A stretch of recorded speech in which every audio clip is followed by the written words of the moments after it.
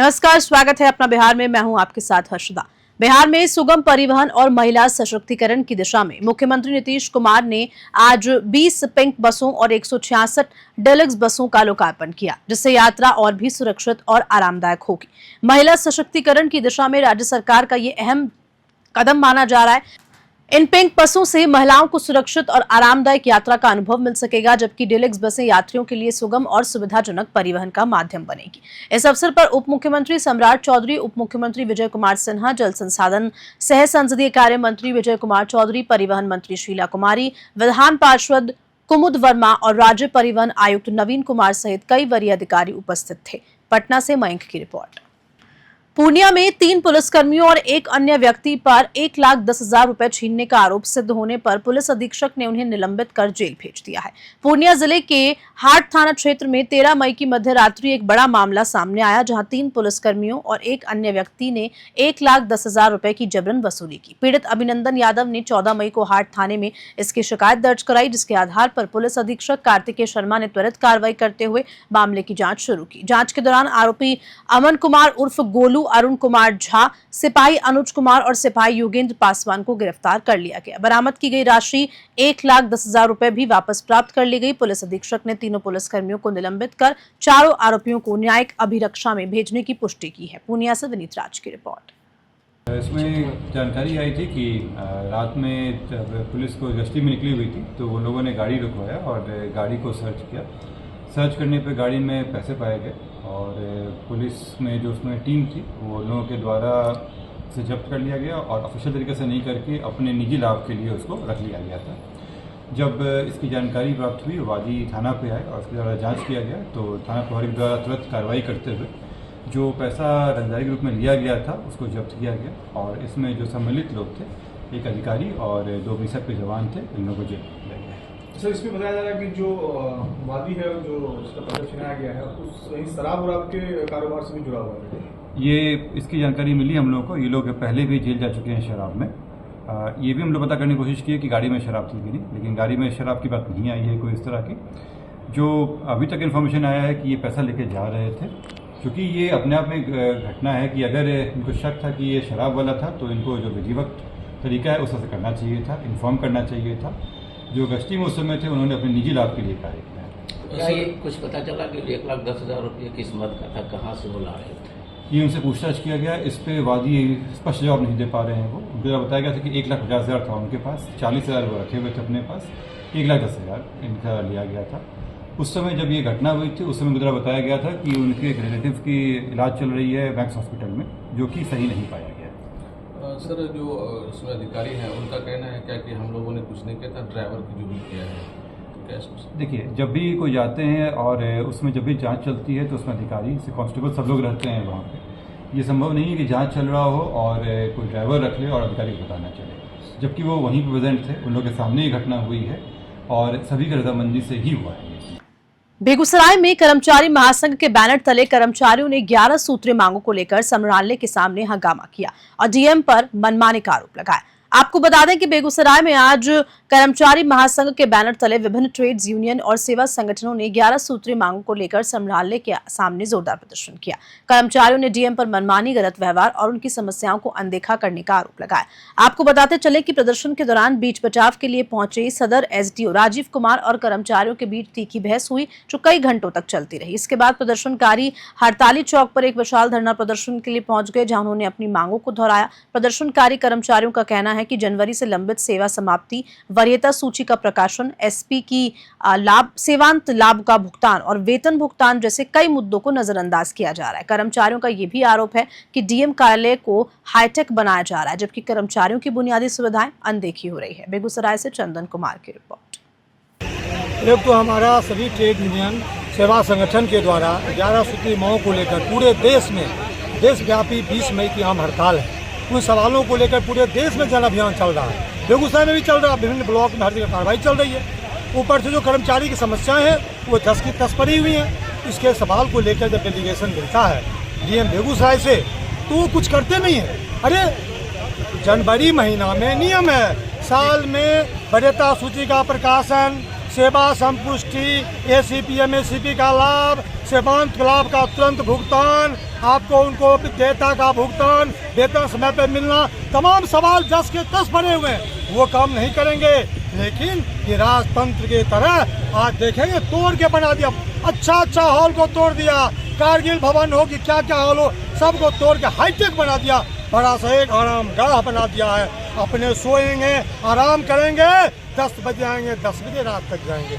लेकिन यहाँ का कर्मचारी 10 बजे अंगूठा लगा के आएगा और 10 बजे रात तक जाएगा घर की नहीं, वो कहना मुश्किल है। बीवी बच्चा घर पे मुंह ताकते रहता है, सब्जी लेके पापा आएंगे, पति आएंगे, भाई आएंगे, देखता रहता है, डर के मारे बेचारा निकल नहीं पाता है। यहाँ तक, और ये तो हुआ सब दिन की बात, रविवार संडे हो कि मंडे हो। वही और की कहा हमारे महामंत्री ने, जो लेबर डे था 1 मई उस दिन भी खोल देगा और खोल करके लगातार काम करेंगे। भाई क्या है, अगर सरकार का नोटिफिकेशन हुआ, पत्र के आलोक में श्री तुषार सिंगला जी डीएम बेगूसराय प्रतिनियुक्त हुए। बेगूसराय में ऑटो और ई रिक्शा चालकों ने अवैध बैरियर वसूली के खिलाफ आक्रोश मार्च निकाला और 20 मई को चक्का जाम की चेतावनी दी है।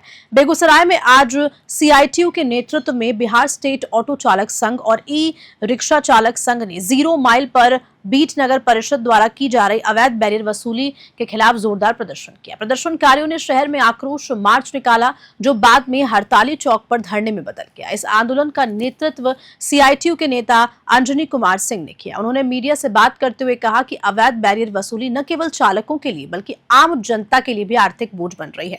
उन्होंने ये भी आरोप लगाया कि देश में श्रम कानूनों पर हमला हो रहा है और मजदूरों के अधिकार छीने जा रहे हैं। बेगूसराय से चंदन कुमार की रिपोर्ट। बंद कीजिएगा कि नहीं?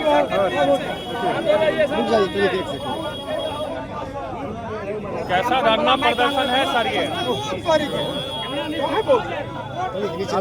किस चीज को लेकर धरना प्रदर्शन रखा गया? आज सीआईटीयू के नेतृत्व में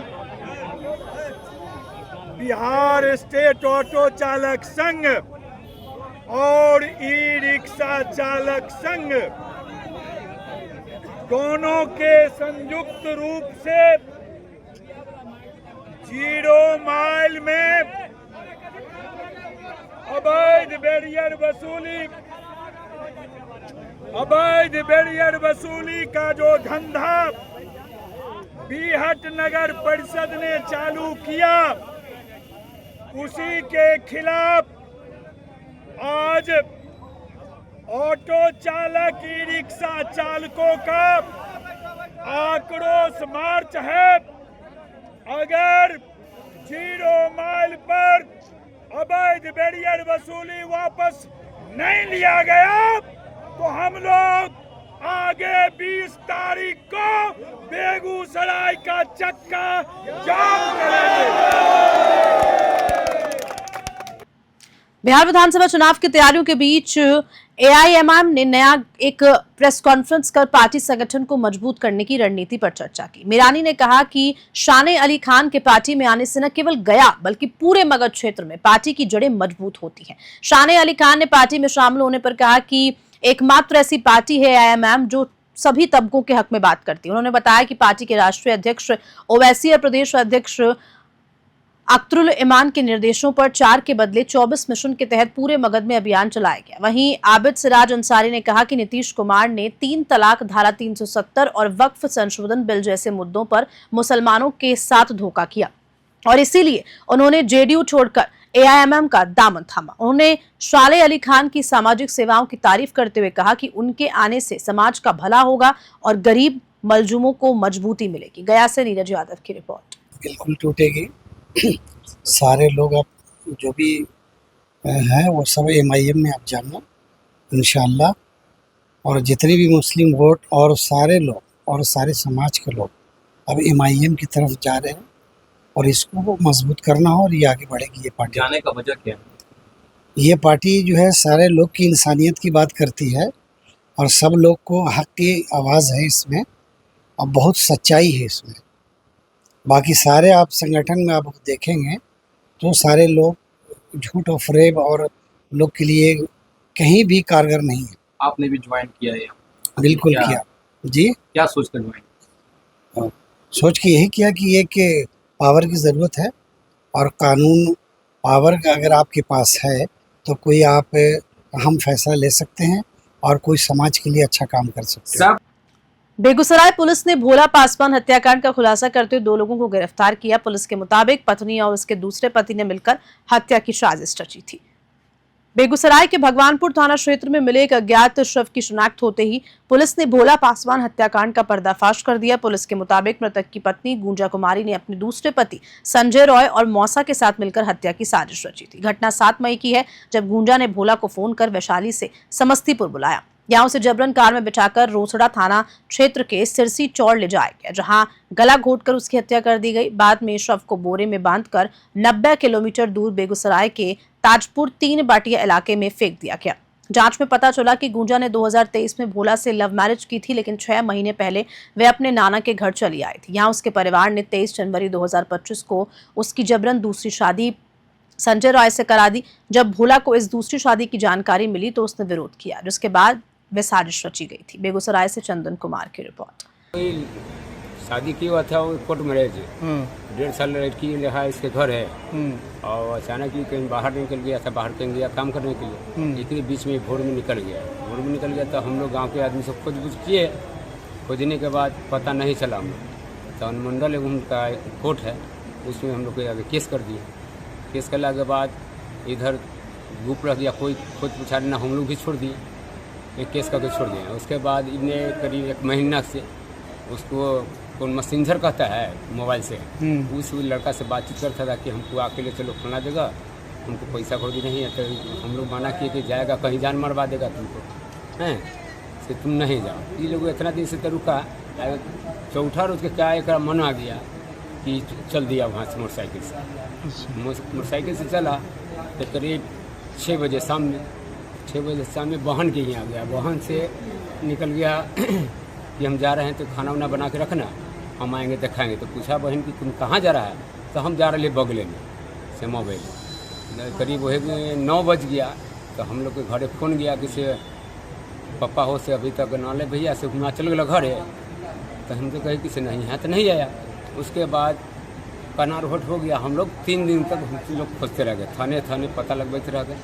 हम लोग का भी शौक था कि इसको अथी किया है, और कल ही बात किया कि हमको बुला रहा है। हम लोग को गेसिंग होकर साथ गया हुआ, तब हम लोग का जो फेसबुक पर आई छूटा है, तब हम लोग जा कर के तब यहाँ वैशाली जिला से दिनांक 8/5/2025 को ग्राम ताजपुर 2 बटिया के पास एक अज्ञात व्यक्ति था जिसका बोरे में लाश मिला था।